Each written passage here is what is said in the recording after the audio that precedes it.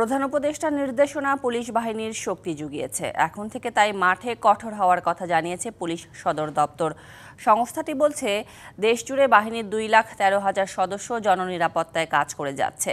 নিরাপত্তা বিশ্লেষকরা বলছেন, স্বাধীন পুলিশ কমিশন গঠনসহ যেসব সংকট রয়েছে তা কাটলেই মাঠে সক্রিয় থাকা যাবে, না হলে নেতিবাচক চরিত্রে ফেরার শঙ্কাও আছে। সরকার পতনের পর দেশের আইনশৃঙ্খলা পরিস্থিতি অবনতি হতে থাকে, বাড়তে থাকে নানা অপরাধ। দাবি আদায়ে যে যার মতো নামতে থাকে সড়কে। পুলিশ মাঠে সক্রিয় হতে না হতেই এমন পরিস্থিতির সুযোগ নেয় অপরাধীরা। ঘটে মব সহিংসতার ঘটনাও। পরিসংখ্যান বলছে, গত 7 মাসে দেশে খুন হয়েছেন 2175 জন। জানুয়ারি ও ফেব্রুয়ারিতে এ সংখ্যা 594 জন। জননিরাপত্তার এমন সংকট কাটাতে পুলিশ বাহিনীকে সক্রিয় করতে বেশ কিছু উদ্যোগ নেয় পুলিশ সদর দপ্তর। তারপরও দৃশ্যমান উন্নতি হয়নি। এমন অবস্থায় সোমবার প্রধান উপদেষ্টার সাথে বৈঠক করেন পুলিশের 127 ঊর্ধ্বতন কর্মকর্তা। বৈঠকে উপদেষ্টার কাছে বাহিনী পরিচালনায় চ্যালেঞ্জ, স্বাধীন পুলিশ কমিশন, আবাসন, গাড়ি বাড়ানো সহ বিভিন্ন দাবি তোলেন তারা। তেমনি প্রধান উপদেষ্টাও পুলিশকে দায়িত্ব পালনে নানা দিক নির্দেশনা দেন।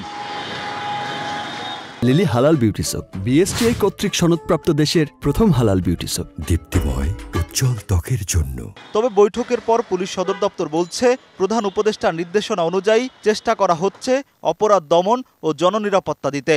যে কোনো ধরনের চ্যালেঞ্জ মোকাবেলায় পুলিশ প্রস্তুত রয়েছে। যদি অপরাধ, আমাদের কাজই হচ্ছে কি আসলে অপরাধের মাত্রাটা একবারে কমিয়ে নিয়ে আসা, বা অপরাধ যদি সংঘটিত হয়েও যায় তাহলে অপরাধীকে যেন দ্রুত আইনে আওতায় নিয়ে আসা যায়, সেটি যেন যথাযথভাবে পালন করা যায়। আইন শৃঙ্খলা পরিস্থিতি স্থিতিশীল রাখতে গিয়ে আমরা ভবিষ্যতেও আমাদের পক্ষ থেকে সর্বোচ্চ প্রচেষ্টা অব্যাহত থাকবে। স্বাধীন পুলিশ কমিশন গঠন সহ যুক্তিসঙ্গত বিষয় বাস্তবায়ন হলেই বাহিনীর সদস্যরা জননিরাপত্তায় সক্রিয় থাকতে পারবে, এমনটাই মনে করেন নিরাপদ বিশ্লেষক। চিফ অ্যাডভাইজার বলেছেন যে আমরা আপনাদের সাথে আছি, আপনারা কাজ করে যান। সেটা তখনই সম্ভব হয় যখন তারা নিজেদের অর্গানাইজেশনটাকে তারা বুঝবে যে এটা স্টার্টিং ফ্রম আইজিপি থেকে নিয়ে একটা কনস্টেবল পর্যন্ত, সিপাহী পর্যন্ত, তারা যদি তাদের চাকরির নিশ্চয়তা, তাদের কর্মপরিধি থাকে, তখন তারা এটা করবে, এটা এখানে আরও সচেষ্ট হবে। অপরাধ দমাতে পুলিশ বাহিনীকে আরও কঠোর হওয়ার তাগিদ দেন তিনি। সোমবার প্রধান উপদেষ্টার সাথে বৈঠকের পর আবারও সক্রিয় হওয়ার কথা বলছে পুলিশ সদর দপ্তর। তারা বলছেন, অপরাধ দমনে কাউকে ছাড় নয়।